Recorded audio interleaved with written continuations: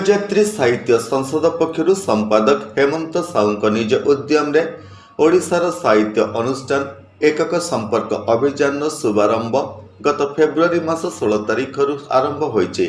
यार 16तम दिवस जगतसिंहपुर ठारे एक सभा अनुष्ठित होइछि। प्रथमे जगतसिंहपुर जिला सांबादिक यूनियन राज्य संगठन संपादक शुभंकर जेना नेतृत्व में और सांबादिक प्रताप सिंह, अंबिका प्रसाद महापात्र, पवित्र मोहन बेहेरा, एसके रियाजुद्दीन प्रमुख उपस्थिति में पुष्पगुच्छ और उत्तरीय दे स्वागत करा परे एकक अभियात्री हेमंत साहू यह अभियान लक्ष्य और उद्देश्य संपर्क में विस्तृत आलोचना करथिले।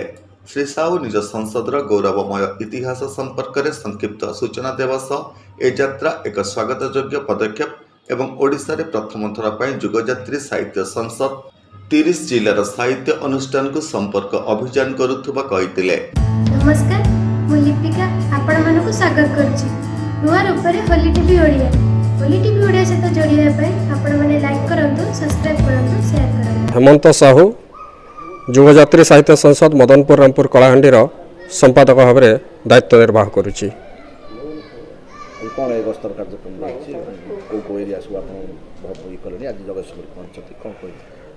सर, ओडिशा रे थिबा विभिन्न साहित्य अनुष्ठान 30 गोटी जिल्ला रे जो साहित्य अनुष्ठान गुड़िक अच्छा साहित्य जो मानकर विभिन्न समय रे कार्यक्रम जारी रही। ए कार्यक्रम ए अभियान मूल लक्ष्य मुख्य उद्देश्य होछि ओडिशार साहित्य अनुष्ठान ओडिया भाषा साहित्य प्रति अवदान शीर्षक एक पुस्तक प्रस्तुत करने।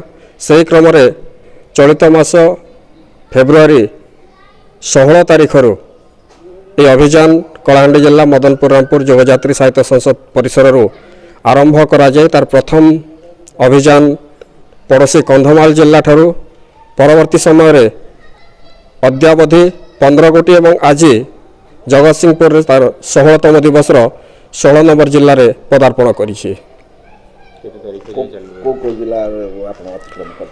मु मदनपुर रामपुर बाहरी कंधमाल जिला, बौद्ध जिला, सोनपुर, बलांगीर, बरगढ़, संबलपुर, झारसुगुड़ा, सुंदरगढ़, देवगढ़, मयूरभंज, केन्दुझर एवं भद्रक, परवर्ती समय केन्द्रापड़ा एवं आज जगतसिंहपुर रे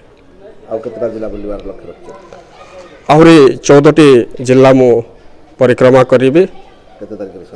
मोर अभियान आसंता मार्च 18 तारिख मंगलवार दिन कलाहांडी जिले में ही समापन हम।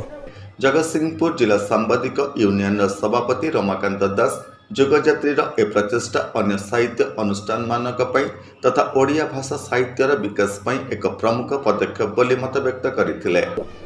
जुगजात्री साहित्य संसद कलाहांडी तरफ वर्तमान सुधा जो साहू बाबू आसी ओडिशा भ्रमण करुँच।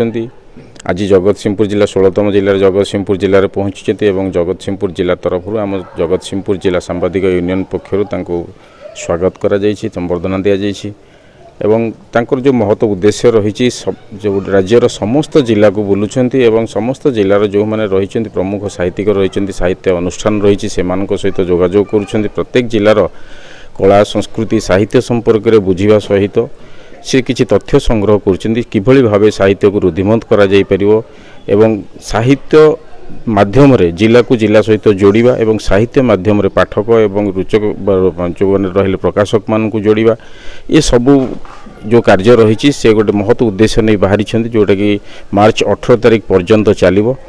आरंभ करथिले फेब्रुआरी रे 14 एवं मार्च 18 पर्यंत चलिबो। ये मासेरु ऊर्ध्व धरी ये जो एका एका से बाइक जोगे विभिन्न जिला को बुलुचंती।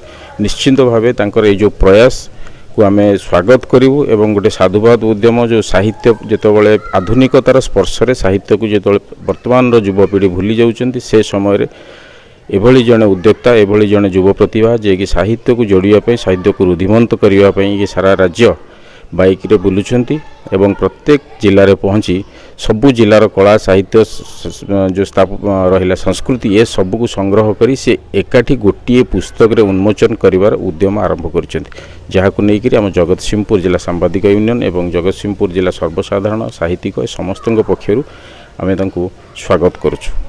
ଏହି ଅଭିଯାନରେ ଓଡ଼ିଶାର 30 ଗୋଟି ଜିଲ୍ଲାରେ ଥିବା ସାହିତ୍ୟ ଅନୁଷ୍ଠାନଗୁଡ଼ିକୁ ସାରସ୍ୱତ ସମ୍ପର୍କରେ ଏକକ ସୂତ୍ରରେ ବାନ୍ଧିବାର ପ୍ରୟାସ ତଥା ସାହିତ୍ୟ ଅନୁଷ୍ଠାନଗୁଡ଼ିକର ତଥ୍ୟ ସଂଗ୍ରହ ପୂର୍ବକ ଓଡ଼ିଶାର ସାହିତ୍ୟ ଅନୁଷ୍ଠାନ ଓଡ଼ିଆ ଭାଷା ସାହିତ୍ୟ ସଂସ୍କୃତିକୁ ଅବଦାନ ଶୀର୍ଷକରେ ଏକ ପୁସ୍ତକ ପ୍ରକାଶ କରିବାର ଯୋଜନା ରହିଥିବା କହିଥିଲେ ଏକକ ଅଭିଯାତ୍ରୀ ଯୁଗଯାତ୍ରୀର ସମ୍ପାଦକ ହେମନ୍ତ ସାହୁ। ଏହି ଅଭିଯାନ କନ୍ଧମାଳ ଜିଲ୍ଲାରୁ ଆରମ୍ଭ ହୋଇ ପର୍ଯ୍ୟାୟକ୍ରମେ ସମସ୍ତ ଜିଲ୍ଲା ଯିବା ପରେ କଳାହାଣ୍ଡିରେ ମାର୍ଚ୍ଚ ମାସ 18 ତାରିଖରେ ଶେଷ ହେବାର ଯୋଜନା ରହିଛି। ଜଗତସିଂହପୁରରୁ ଅକ୍ଷୟ କୁମାର ଦାସଙ୍କ ରିପୋର୍ଟ, ହୋଲି ଟିଭି ଓଡ଼ିଆ।